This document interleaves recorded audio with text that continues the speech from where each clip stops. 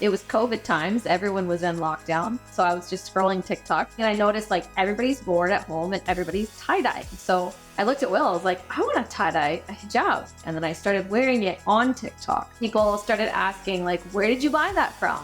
And neither of us had any real background in social media. We never did any ads or anything. This was strictly from TikTok. And we set a launch date. We told people we're launching August 25th. Within 24 hours, we sold out. And then it just kind of exploded. And we looked at each other, we're like, that was cool. Let's do it again.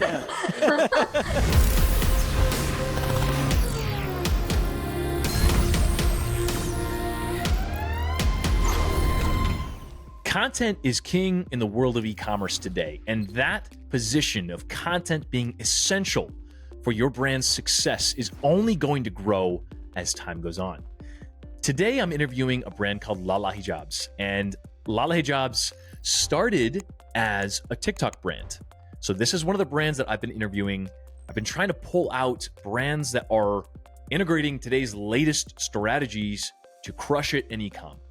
And TikTok has notoriously been just a very consistent aspect of these brands that are crushing it with very little resources today. Lala Hijabs is no exception. They started on TikTok and just absolutely exploded and started then after integrating into other marketplaces. And their story is really interesting because content for them expanded outside of just the product.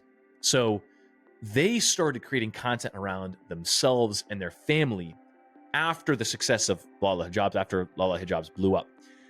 And so content has become a part of not only their product, but a part of their personal brand as well.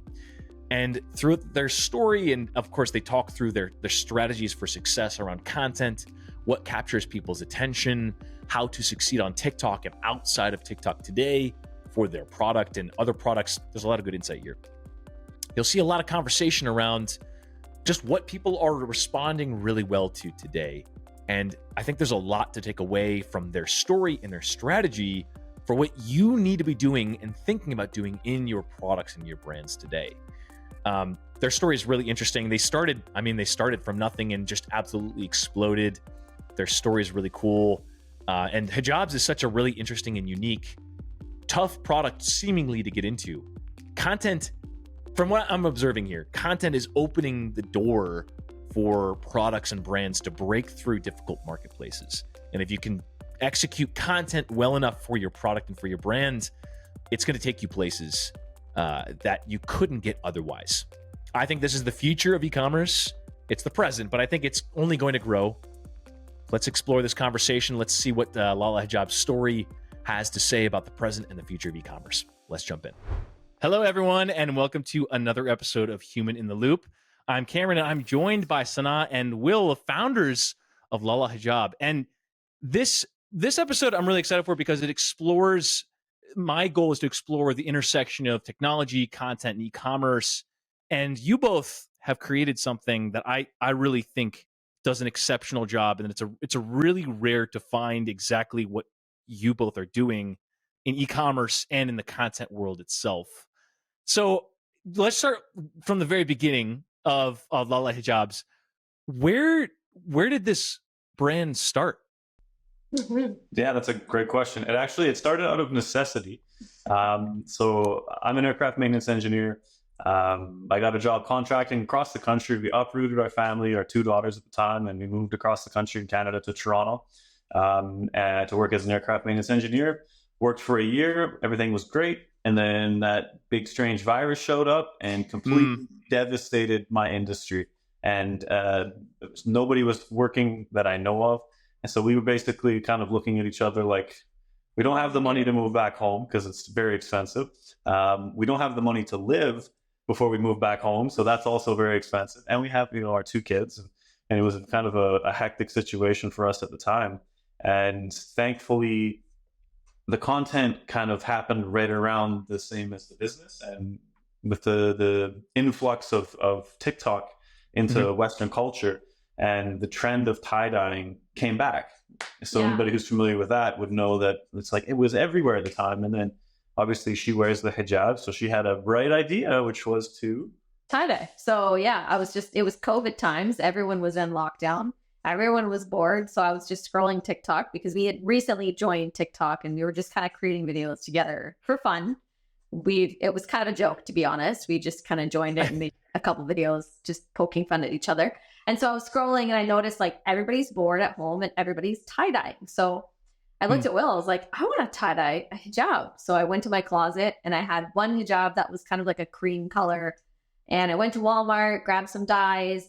It was pink and purple and I just tie-dyed it. And then I started wearing it on TikTok, surprisingly. Wow. And then people started asking, like, where did you buy that from? No way. Where's that from? I've never seen that because the whole trend of tie-dye had come back. So we looked at each other and we're like, Light bulb moment. Let's do this. Like the rest was history. Yeah. It literally started like in our garage. Wow. So, okay, well, there's a lot to unpack here, but were you both creating content before the TikTok thing? You were not. So TikTok was your first jump into essentially content. Yeah. It happened that, yeah. So again, aircraft maintenance engineer, social worker / turned full-time mother. Yeah. And neither of us had any real background in social media. And then it just kind of exploded. And then we were like, wow. Like, TikTok was exploding though. Like everybody at that time. was getting, everybody was getting, like anyone that was creating content at that time in early 2020, everybody was going viral overnight. Yeah. So we were one of those people who just like kind of jumped on at the right time and it just kind of exploded. Different today with like the 300 view prison for people's videos. But okay, so people saw this is so interesting. People saw the hijab and were like, where can I get one? And you both said, okay, hold on, there's an opportunity here. Let's jump on this. But that doesn't just happen overnight. Like so obviously there was a discussion here and there was you guys took action to like, okay, we should actually try to do this. So what did that look like from that moment? Yeah. For sure. So once she said, let's try this, she had the hijab made and it was starting to gain attention and she's like, I think we can do this. Mm-hmm. So then I started teasing people. We really didn't have a choice. Soon, yeah. But we had no idea like what we were doing behind the scenes. Yeah. So it all started with just kind of trying to find, she's very particular with the quality of the hijab, especially if we're going to sell it. It's got to be stitched properly. The material has to be perfect. And then there's also the flip side of, will it actually dye? Will it hold dye? And then as it worked out, I had my last contracting job in Montreal. I had to go and do a skin change on a plane or jet, whatever you want to call it.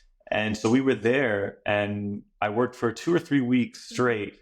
And the last shift was like an 18-hour shift. And then as we closed the door, I was like, I'm never coming back to this. And we used that money that I had made there and just completely dumped it. That was the last of our savings essentially, and dumped it into inventory.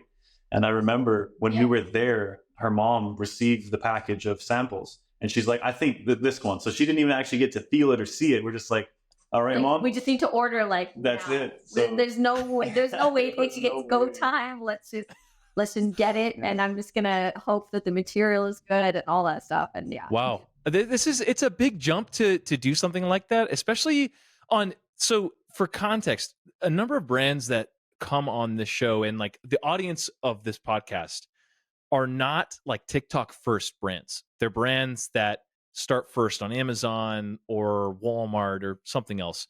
And so this entire like way of doing things is like foreign to a lot of people that are listening to this, which is very interesting. This whole new way of doing commerce is based around content, community, and feeling connected to a brand. I'm assuming that's what happened with the people that were watching your videos. Is like, oh wow, I feel really connected to this content. Obviously people were attracted to the hijab, and also tie-dye did come back. It's a perfect combination.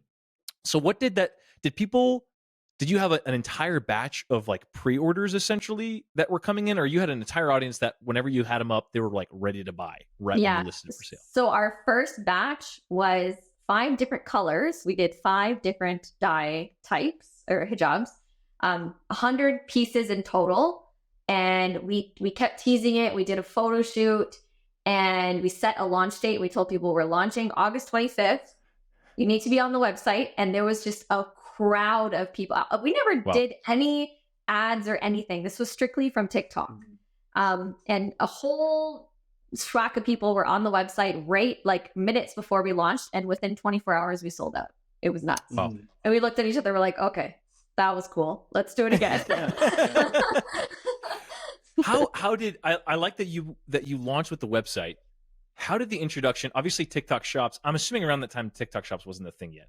No, it Am I still right? is not a thing actually in Canada. Like we still don't have Really? that. Yeah. Oh shoot. Okay. So we basically just created a TikTok account, linked it to our personal TikTok account, and just told everybody to go there, and it had the link in the bio.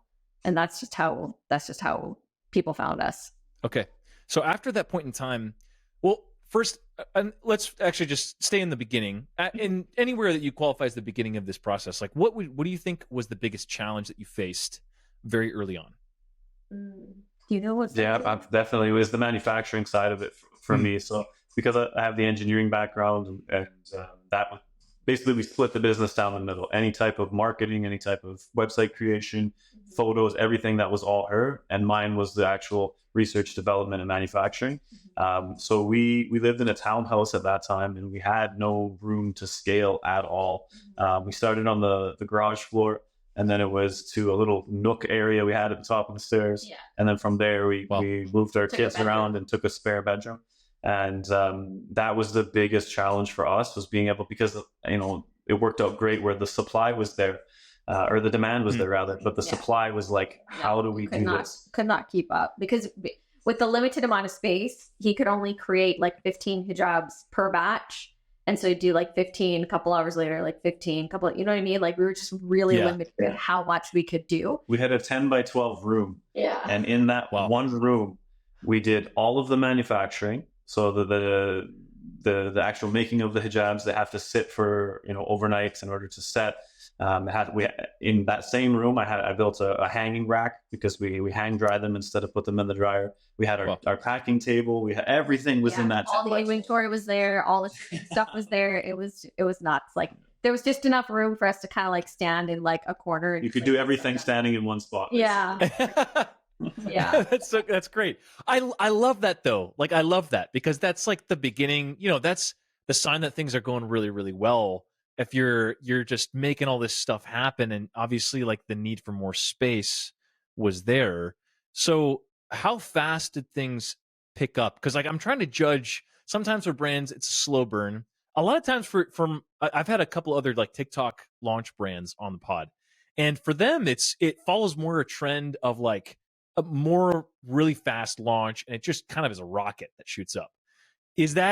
Was it a slow burn, or did things kind of really explode and just keep on going after this? No, it exploded very quickly. I would say our fall collection, just like 2 or 3 months after we launched, that's where things just took off. There's this one hijab, still to this day is our bestseller. It's called Sierra Leone. It's a black hijab, black tie-dye, reverse tie-dye hijab. And when we launched that, it literally broke our website. Like we would relaunch it, and then it would just like, I can't even explain it, because it was just insane. We would have like 5-figure days, like by like just selling the one hijab. It was nuts. It was crazy. So yeah, I feel like it just was a quick, there was no waiting at all. No waiting, no lagging.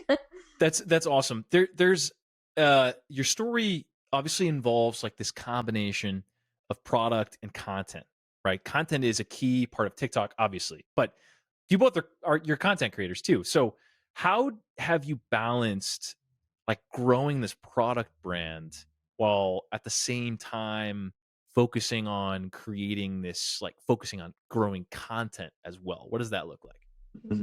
It looks like very messy. So we also it's have not clean cut. Kids.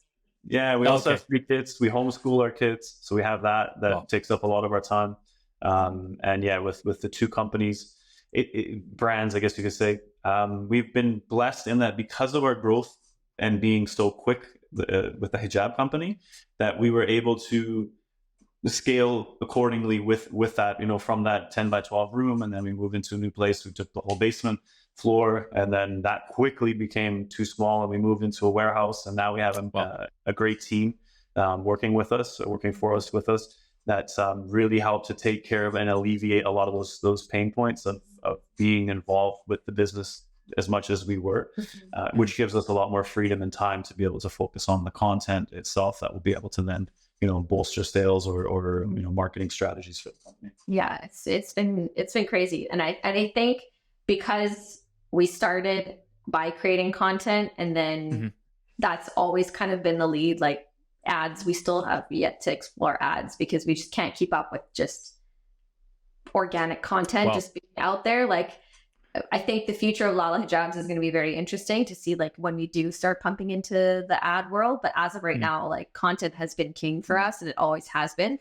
And we're super grateful. Like, we have an incredible community, community. It doesn't matter what we do. If we want to launch something or come out with something brand new, like, they are ready to like purchase. It's very easy to tell. Just when I go on your profiles, like, I could tell that the community is really, I mean, they love you guys and they're very engaged.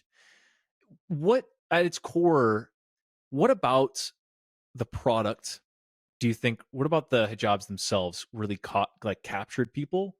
And then what about the content too? Do you think really captures people? I think for the hijabs, the hijab world is very boring, and I'm going to be very honest. It's so boring. It's like you're like 10 different shades of nude, and like everybody is just always wearing the same colors. And tie-dye was like not part of people's wardrobe, and even now it is. Really. Yeah, even color wasn't, and like now it is. And I think that's what sets us apart is we offer colors that you wouldn't see elsewhere. Like, we do all the crazy colors, like the neon yellows and greens and lime greens and pinks, and we just like to be different. And so that, I think, sets us apart. And then the content, I don't know, like the content, I feel like people can just really relate to it. So yeah, I feel like with our content, I think that the world, especially during COVID, we became much more aware of the world around us. And I think that especially, in the Western world, there's always this kind of, boogeyman that is Islam and Muslims, and people don't really know, or what the information they may have, it might not be correct, or they want to know. And that's what we found is so much of our audience is non-Muslim. They're Christians, they're Jews, they're Muslim, they're everybody essentially. And they really resonate with people who are trying to educate in a fun way.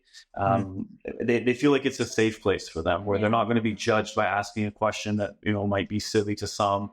And it's really been a beautiful kind of mixture and a melting pot of people just coming together to educate themselves, educate each other, and I think that's really where the essence of our followers and following come from. And that's, I mean, your content is a direct reflection of both of you. That's what the sense that I get as well. And I feel like that's what people want especially from a brand that they're doing a transaction with, right? That they're getting something from. I mean, by them wearing the hijabs, they're representing you and your brand in a way, which is really, really cool. And that authenticity obviously comes through in your content as well. So where are things at today? Like, we talked about kind of the growth path. And obviously, you said you're in a warehouse now.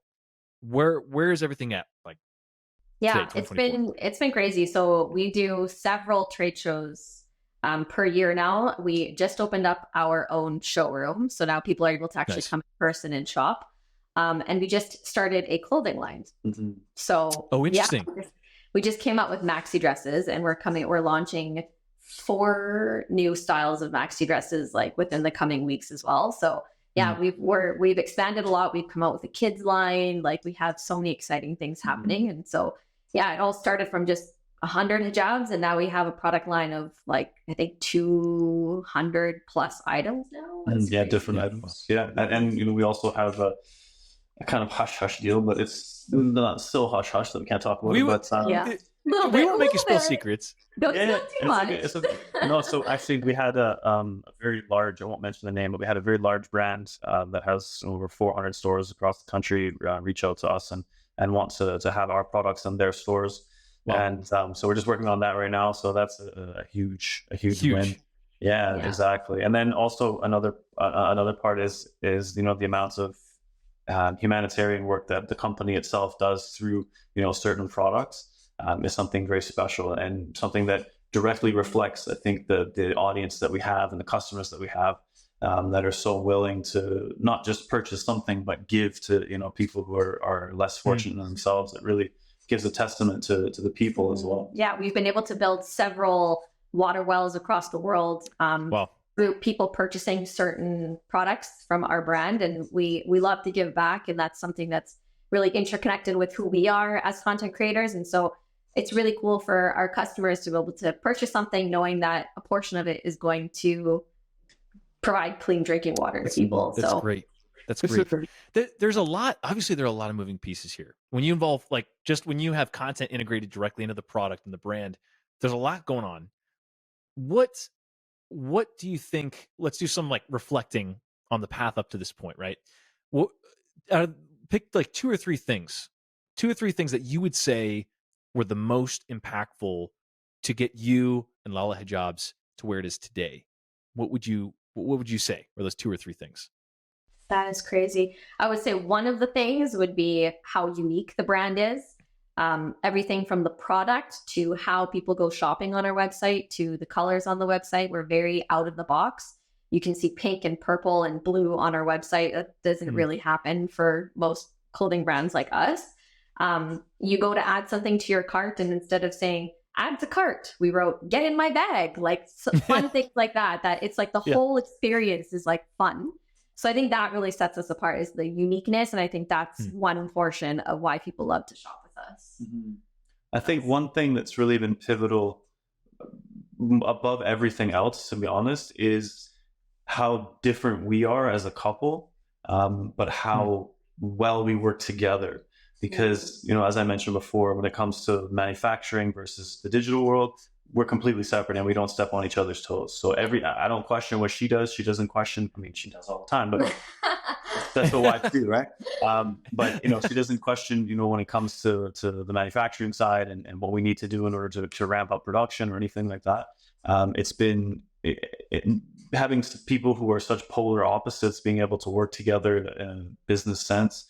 For us has been an absolute blessing, because all of my shortcomings, it works out that those are her strong suits, and all of her shortcomings are in all of my strong suits. So I think having a great partner to be able to just work together within such a symbiotic relationship for us has been key to everything we do, whether that's content creation, whether that's, creating the ideas for content. A lot of the times, she'll say, I want to do this. And then it'll be me that takes it and says, okay, we're going to do this, and this. And likewise. So have that relationship. I'll have like a vision, and I'll have no idea how to execute it. And then he'll help me execute it. And it just works. Like we're a good team. And the same thing with the hijabs, right? A lot of the times she'll be like, I want this, something like this. And then like I'll go to the drawing board, and then after a couple of days, product's in her hand, and it's like, that's exactly what I was looking for. Oh, and how great that you both get to build this together. That's an incredible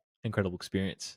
And how great that you both achieved this end result, like something that could not have been reached this level individually, but together you brought it to this point. That's incredible. Yeah, 100%. Yeah, exactly. And then I think the last thing would be, a few months after we had gotten started, we started getting a lot of like media attention from different news outlets across Canada. And so we were being interviewed, they were asking us questions, how we got started, and even to the point where like the Toronto Star picked it up, and CTV News picked it up, and some of the biggest news outlets. So yeah, I think that really kept us going. We were like, this is cool. Like people are really noticing like how unique it is. And so yeah, it was a really cool accomplishment. What are people asking? What are they, when they reach out to ask about Lala Hijabs, are they coming from a perspective of like, this is a cool brand, holy cow, TikTok, like what is? It's both. Okay. Yeah, it's always interconnected with TikTok. Always. Yeah. Always. This is a good example of that. That's how it was born. Like our brand literally was born on TikTok, and we used to go live in the beginning. We'd go live on TikTok while we're packing orders or manufacturing hijabs after the kids had gone to bed. Yeah. And we used to do videos where you're packing someone's orders all the time, when they leave when they're filling out their orders, and they're like, do you want to leave a message? And then they'll write this big long message about how they found us on TikTok, and leave a whole story behind. And then I would pack their order on camera, or people would even like write a note saying, "Can you pack my order on TikTok?" And I would do that. I would single out those orders and I would pack them on TikTok, and they can see it being packaged and sealed. And yeah, it's so unique. It was such a cool thing. Let's talk about TikTok specifically. It's, I'm not judging the people that started this TikTok conversations, because I'm a part of it as well, but it really is what people want to know about. How has TikTok changed for you since you started creating content up to now? Like, what about the content itself, the creation process, the interaction? How has it changed? Yeah, I feel like it's not as raw anymore. I feel like it's very, I don't know, it's very scripted. I feel like content is not as organic as it used to be. Like, it used to be very raw. Like, people would just like tell a joke and post it. Like, now it's like there's a whole production team and like people, like becoming kind of like YouTube. I'm like, why? I don't understand. Like, everybody's got these high quality, they got to use like DSLRs and like it's, but for us, we still point and shoot all on our phone. Like, we're good to go. So yeah, I think what I've noticed is that there's a lot less, or at least on our algorithm, there's a lot less videos of just half naked people shaking their booty on camera. And that was like the big thing when TikTok started. And that's why so many people hated it, including myself.